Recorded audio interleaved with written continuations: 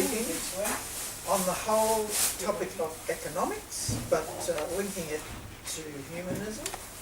And Come here. and we'll see where it goes from here. Now, he's got a long talk, so if I see signs of fatigue, we might make some break points. Yes, we might have a break, and we'll see if we can get through so all if of you're it. feeling fatigue, you can feel free to show it in your face, and I might acknowledge it, because it is something that can get complicated. Well, depending, we might have a 5-minute break halfway through or something like that. We'll see. Okay. Thank you, John. Okay. All right. Well, everyone, thank you for coming along. My name's John August.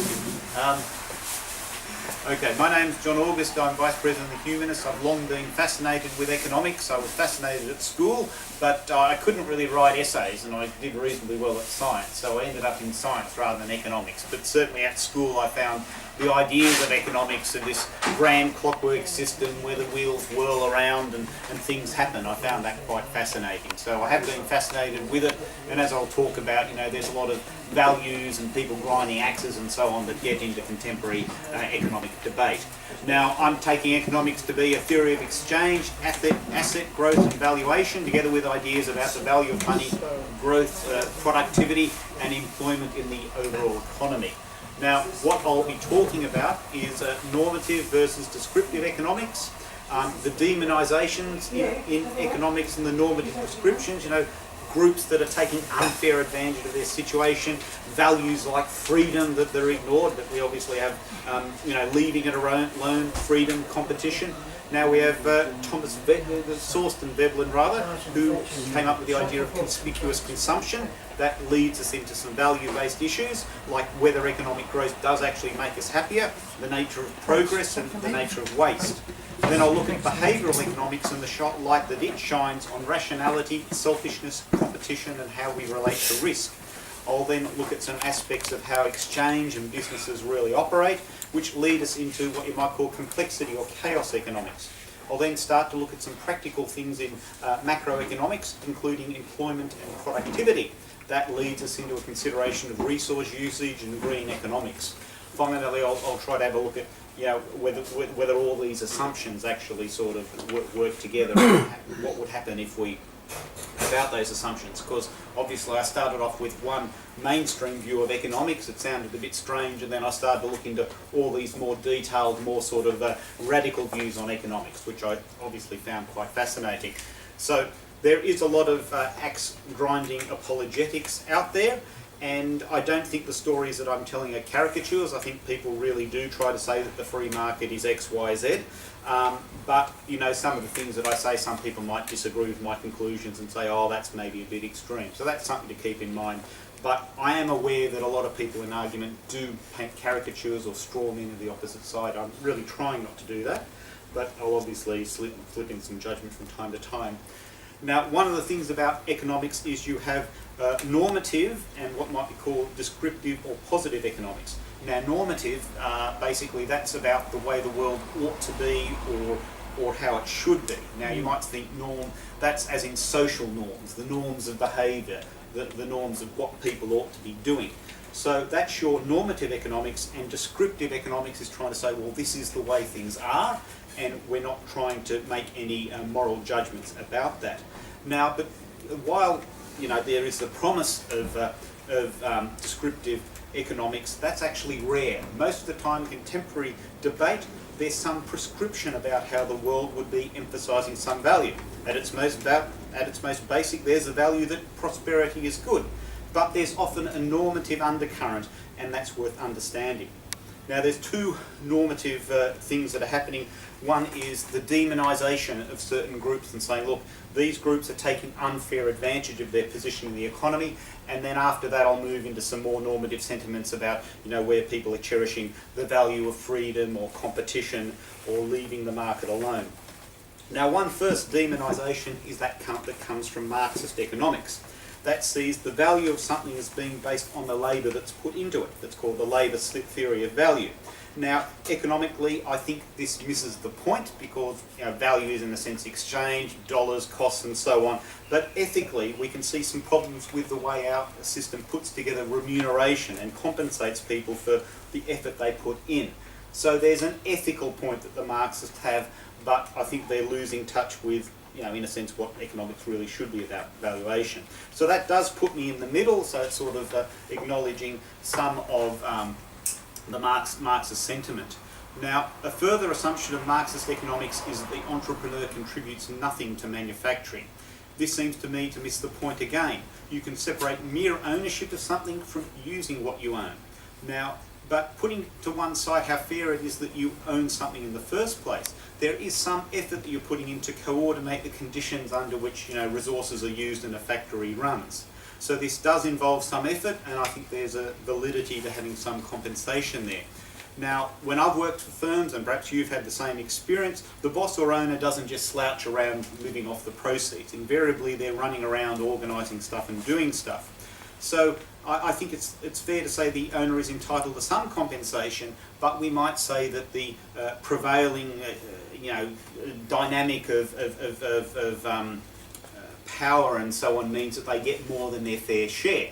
So, okay, maybe they're getting more than their fair share, but that's backing off from what you might call the black and white sentiment that your Marxist makes.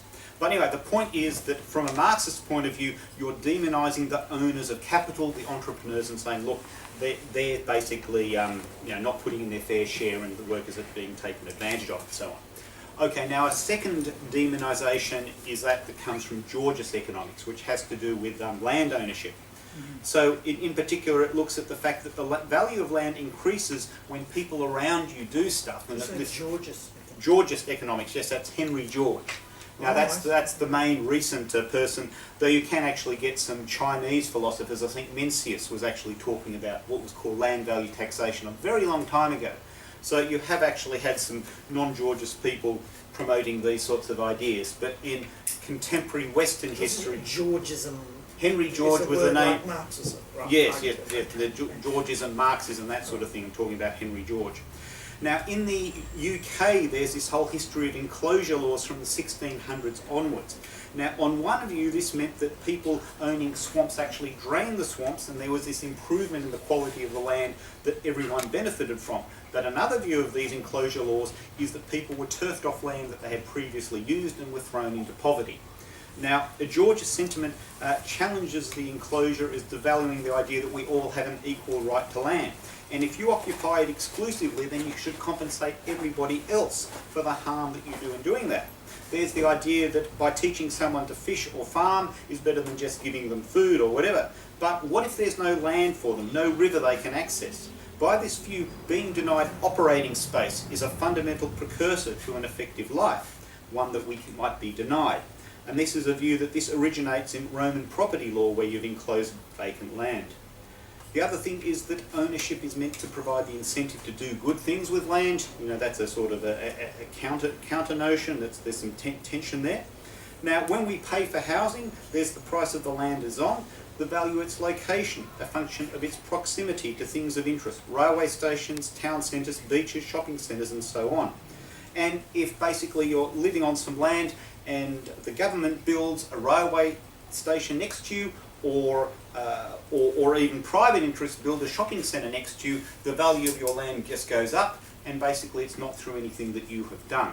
So the Georgists are saying, you have made this windfall from the efforts of others. So they're sort of identifying that as an inequity. Now, this approach demonises the owners of land, but otherwise endorses productive actions, whether it's actions with your hand or your mind or coordination of ownership. It endorses a particular type of entrepreneur, one whose earnings are based on productive effort rather than ownership and speculation. Okay, now there's another demonisation, which is industry and polluting industry in particular. And sort of, I guess it comes out of green economics, that business is mostly unethical. Now, if you recall the BHP Oktedi mines up in Papua New Guinea and the grey sludge that was oozing through the rivers there, you can see that here was a firm that did something really evil and nasty. Now, so this approach is mostly from a green perspective and sees industry as best an elemental demon that must be caged and controlled if we're going to get any good out of it at all. But there's also a counterpoint from free market economics that if everyone has property rights, there won't be any excesses, because if you do something nasty, it'll infringe on someone else's property rights and they will push back. Now, just how you have property rights in the commons or have property rights in primitive cultures, which are not really hooked into the mainstream Western legal system, isn't clear. But you can, in fact, improve the status of threatened species in some cases by allowing the locals to own the species and sustainably hunt them or allow other people to hunt them. Now, that's an interesting point, but I guess hardly something that bears the entire ideological weight that's normally put upon it. Now, a further development of this is obviously your ideas about low carbon or sustainable industry. Now, a fourth demonisation is of financial markets and those things that are similar, the abstractions. It's actually FIRE, which is finance, insurance and real estate. Now, there's a mystery to money, how it originates and how it is defined. Now, for many of us, we take money for granted and worry about an important number that affects all our lives, the interest rate. So I'll be talking about that more as things go on. But there's a perspective on money which marginalises those who create, manipulate or just plain have money. It's what you might call a paranoid cluster. Just say, we've got through 10 minutes and I lost the thing there. Okay. Okay, you're going through it very quickly. Yes, I guess so. You're keen to get the territory covered. I guess so, that's I right. just thought I'd give people a little wake up Okay. for a second or two. All right. So, I hope it's sort of making sense so far. If I really am losing a lot of people, either I have to slow down or toss out some of this. Well, you haven't lost me at all, but... Well, isn't there a sort of length that the speech is supposed to be? Well, about 40 or 50 minutes, so Yes, I am hoping for He's that. got something fairly long. What are you actually driving? It's an education. What's going to be your conclusion? I mean, you're coming from a basically socialistic green perspective, are you? He's sharing his thoughts. Yeah. It's a sharing of thoughts. It's Which not, I don't mind. It's not here to prove something. Okay. Are you? Well, let's say if I'm going to prove something, I guess I would say that there's a lot of naive economic axe grinding in society that basically plays fast and loose with the assumptions and very quickly gets towards the assumptions, towards the conclusions. And I suppose by giving this broader view of the whole situation and how the ideas are abused, I'm hoping you can actually see that. Now, in a sense, we could just be simple and say, oh, you know, these hacks in the Liberal Party are just talking nonsense. But in a sense, that's too easy. The justifications they make are too simple. And I could just say that, but obviously I'm trying to put some richness in it as well and sort of talk about this a bit more. Okay, So I think the eyelids seem to have okay. come back up again. So. All right. Okay. So continuing here. Now there's a perspective on money which marginalises those who create, manipulate or just plain have money. It's what you might call a paranoid cluster, mostly a demonisation, but there's obviously some interesting points being made. Now some claim that banks lend money that they don't have and create money based on what comes back to them and are taking unfair advantage of this, and then they talk about this being a swindle or some other similar negative adjective is applied. And it's like the conceptual confusion around money allows for this abuse because it's so difficult to understand what's actually going on with money, so the banks are basically abusing the situation. Now there's also a view that debt-ridden money generated by the banks cannot ever be paid off, and so firms are just forced to go into bankruptcy because of the sheer fact that there's enough out there. Now I've actually thought about that and I disagree with that because basically banks actually issue other money. If you put in a deposit money, you're getting interest from that. So you have this wad of money that in a sense is interest-free and it's extra money. And all you have to do is buy stuff off people who've made loans to the bank, they can pay the loan back and the loop is closed. So that is one of the more paranoid views you'll get out there, and I think if you think it through, it's not as scary as is made out. Though it is quite possible that over time the wealthy will become more wealthy and things like that. That's certainly possible. Now, when money is first created, unless it's valuable in itself, the maker does get some benefit. That's whether it's the mint or the bank doing it. Now, James Murray, who's actually in our audience, now one of the things that I know you've said, Murray, James, I should say, I don't know if you actually remember it, but you were saying that the market does sort of act in a sense so that some of this benefit that is released is actually shared between the lending institutions and the borrowers. James Murray, I'm sorry, I'm not. You have some kind of accreditation here, is there? Well, that's He's just a friend of his. friend of studied mine. economics. Yeah,